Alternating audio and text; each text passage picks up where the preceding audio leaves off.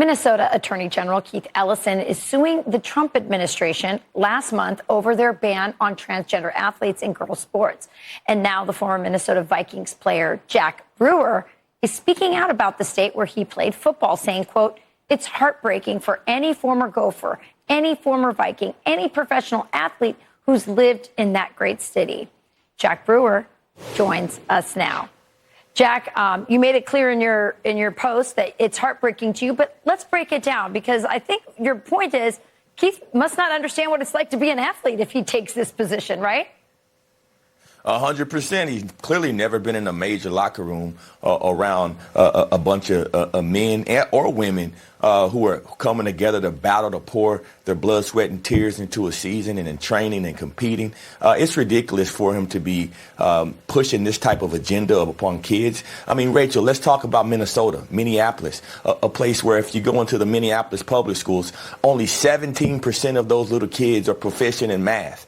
And this guy is pushing transgenderism. It's ridiculous. You know, these are the most vulnerable. And as adults, as Americans, and as a black man, you have a responsibility to take care of these most vulnerable kids. And if you look at the state of Minnesota, thousands of kids are now considering themselves transgender. And it's only because of politicians like this promoting it and really encouraging these kids and making them into heroes for being confused. The devil is the author of confusion, and that's exactly the playbook that Keith Ellison is working from right now, and it needs to stop.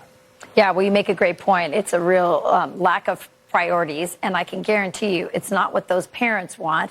They're not clamoring for transgenderism in the school system and these types of rules. They want their kids to learn reading and math so they can get ahead and have the American dream. I want to move to another topic, another one close to your heart.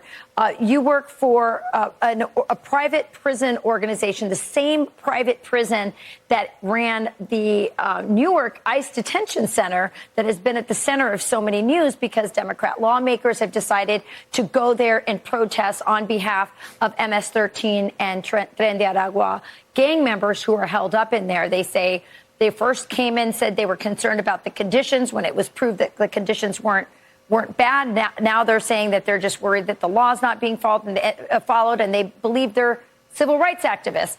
What say you? You know much about that facility. This is a sad situation. You know, this facility was ran by the Obama administration for years, and not a single Democrat filed any type of complaint. They never held a protest. As a matter of fact, this facility is so clean you could eat off the floor, Rachel. Yeah, the sad thing about it, if you want to talk about criminal justice reform, if you want to be a social advocate, what about all those prisons and jails in the state of New Jersey that don't even compare to have the conditions that we're offering to these people? And so, you know, as Americans, we got to get back to common sense. And I think that's what's being lost across the board with the Democratic Party. You see it as they're out there. They're doing that to fundraise. This is nothing but a show, right? They're trying to win an Oscar award or something, but they're out there to fundraise and to make these scenes for the American people. And they're using race, they're using gender, you're using all of these identity politics in order to push their causes. And it needs to stop. I'm proud to be on the board of directors of the GEO Group. We are a government contractor, and all that we do is supply the government with what they need. And I'm proud to do that. And I stand against anyone that protests against the quality of service that we provide to our clients. Yeah, well, the director of ICE actually said they use GEO Group and this private organization because the standards are so high that they keep that only GeoForce and private groups can meet those standards. So you should be proud to be on that board. Thank you so much, Jack.